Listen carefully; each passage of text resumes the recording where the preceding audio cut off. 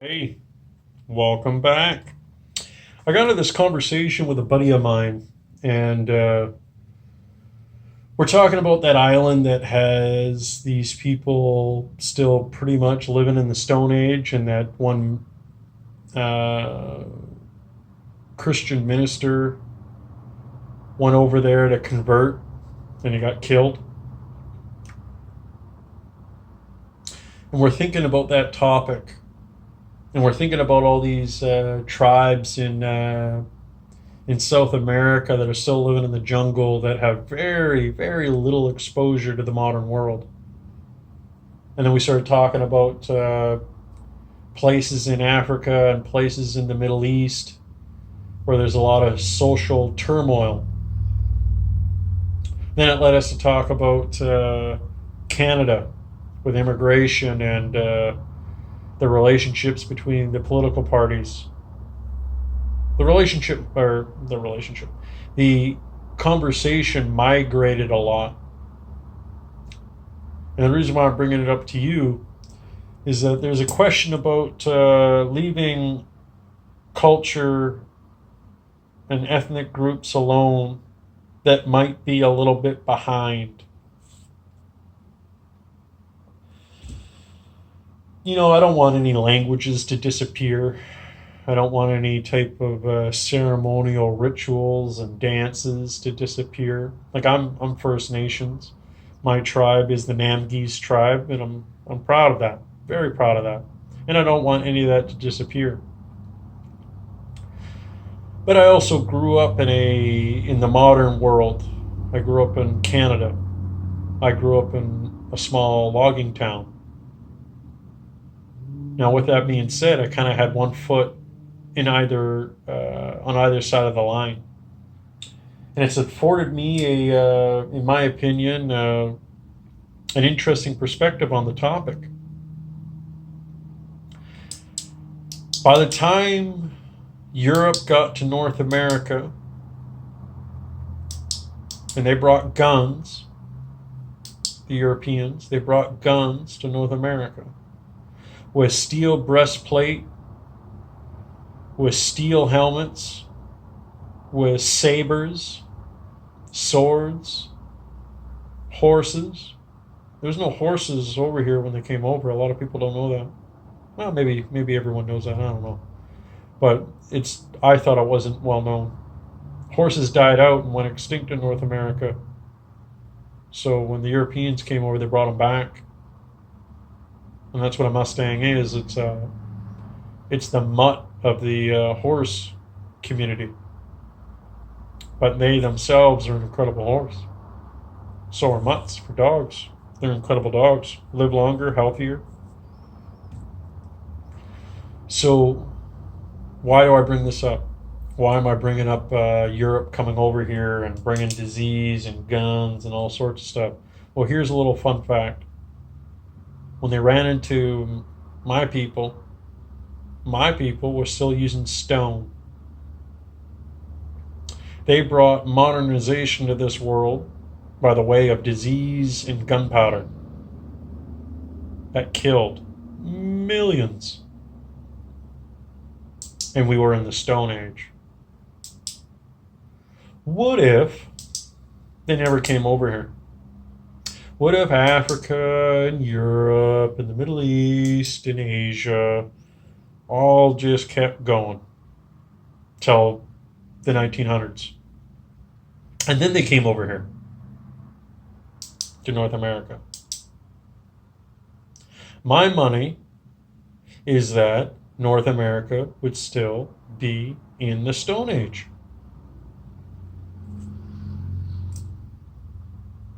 I don't think that. I think that's very hard to dispute. So, what do we do about places that are stuck back in time?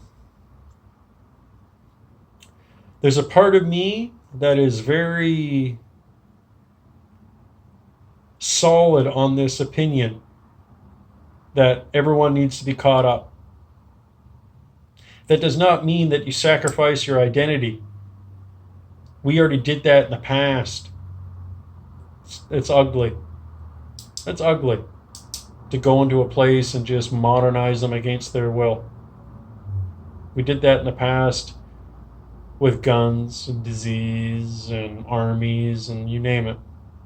But today, we don't have to do it that way. But we can still do it though. And I think it's responsible. I think it's a responsibility that we have as a human being. Because I got to tell you, man, when I was living in a small little town and knowing that cities had more to offer in the same country, that bugged me. How come we don't get movie theaters? How come we don't have a state-of-the-art hospital? How come we don't get helicopters? You know, slowly modernization crept in. But I did not like that we were left behind. Now you do it on a level where they're running around with animal skins and people walk up with watches, sunglasses, headphones, cell phones. There's going to be resentment within the community. There's going to be a part of the community that does not want to catch up. I get it. If it works, why change? I get that. But there's going to be another part of the group that didn't even like the way it was. And when someone walks in with watches and this, that, and the other, they're going to be looking at their chief being like, what are you doing? Why are we doing this? So I feel that we have a responsibility to catch up all these places that are separated from society. And I think it's wrong. To me, it's the equivalent of an abandoning a family member. It's wrong. So what do? Go in there with guns and disease? No. Maybe we go in there and live by them so they can just wander away from their traditional life and join modernization. I just think it needs to be an option. Not the only option, but an option. Because I do believe that within time, everyone will come in from out of the cold. So, destroy culture? No. Preserve it. But don't leave anyone behind. So, modernization has consumed and replaced Western culture. And I'm glad for that. Because now it won't be an us versus them. It'll be a modernization versus traditionalism. Why binary? Have you not talked to a human being?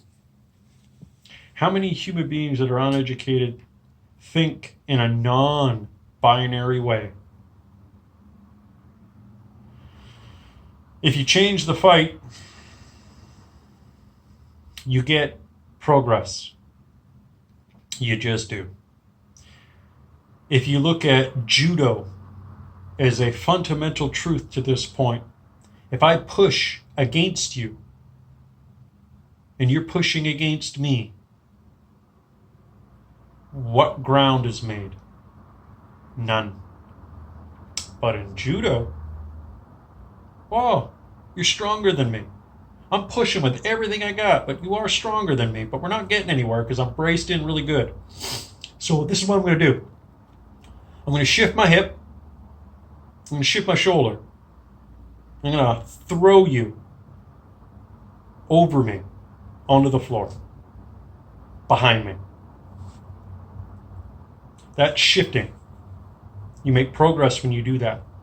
So if you shift the argument of, we're going to destroy their culture. No.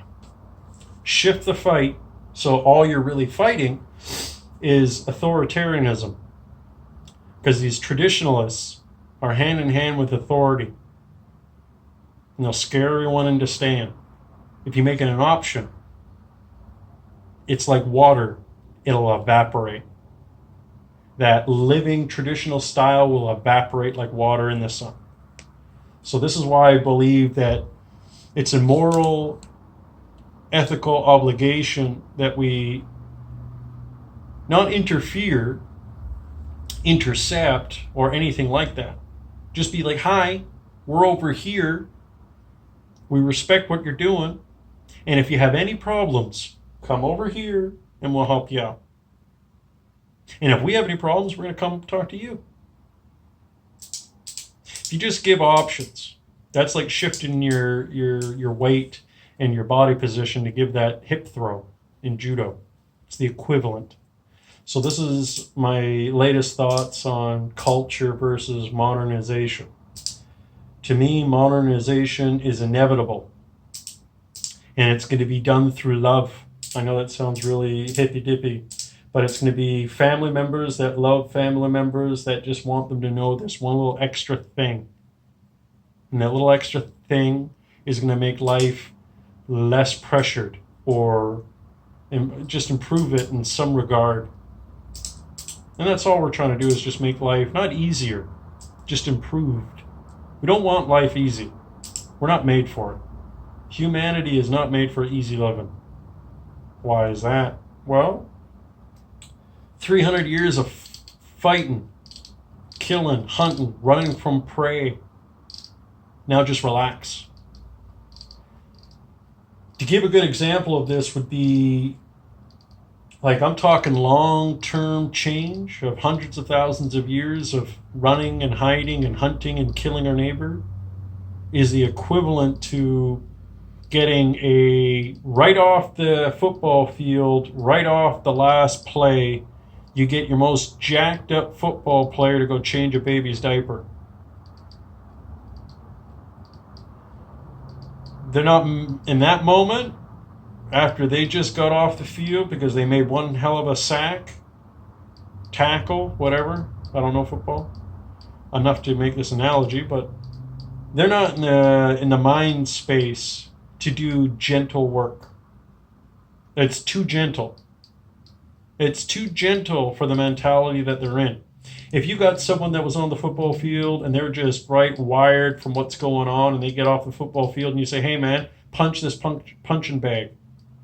Well, yeah, they've got the energy. They're in the mindset. It's not football, but they get it. All right, man, fresh off the football field, same scenario. They're redlining with energy and aggression. All right, man, draw me a flower. It's too gentle. So, wanting this utopia, this peaceful, easy living, low conflict world that people make fun of, and I do too. I make fun of it because we're not meant for that. Not meant for that at all. We got too much hardwired mentality interwoven into our genes, into our design. Why do we have so much testosterone? Why do we have so much aggression? Why? You can ask those questions all day. The one thing I'll answer with all that is because we're animals and we haven't evolved out of what we evolved into. We evolved into a species that protects and advances. That's what we evolved ourselves into. So we're not there yet. I want change, but I want baby steps. I want guaranteed baby steps. I don't want fast change. Fast change is scary. And we don't know what will come out the other end. Let's just change something, end up in a depression. Let's just change something, end up in a war. No, that's frightening. That's frightening. You don't want an economic depression. You don't want a war of any kind. So fast change, some things, it'll work. But it's a circumstantial situation. Slow change, that takes care of a lot of things because it's very general. And some people say, well, that's like a death from 1,000 cuts. Yeah, but you can save someone. You know, like before you get to the 1,000 cut. Oh, this isn't working? Well, I'll stop. Make some backtracks. You can't backtrack when you break something because you move too fast. So that's my thoughts on culture versus modernization and where we stand and what we should do and how we should go about it. These views need to be out there. If you're not having these thoughts and you're listening to me, you have no idea how much I appreciate that. You have no idea how much it means to me, how important it is to me, how significant I think that is. Because it's like I'm trying to Germanize everyone that listens to me with new thoughts, like throwing seeds out into the air and letting the wind take it and let these seeds grow wherever they grow. That's the whole point of me talking to you right now. It's the whole point of me making this channel in the first place. It's my whole reason why I love stand-up comedy, is that we're in a culture war. We're in a civilization war. We're in a technology war. We're in an ignorance war. We're in a, whether we accept people or not. There's all these different wars going on right now. Not all of them involve shooting, but it all involves thinking. Every single one of them involves thinking, and that's what I'm here for. That's what I think I'm here for. That's what I want to be here for. Because I want to be here for you. I want to read all these things that break my heart, that sadden me and depress me. I want to read them so I can think about them and I can chew on them, and then I can come here, sit in front of you, and talk to you about it. I know that I get long-winded in these things, but I just feel like these are just going to get longer and longer. And it's not about me getting madder and madder or me feeling like I got to preach. It's just that I'm just enjoying sharing.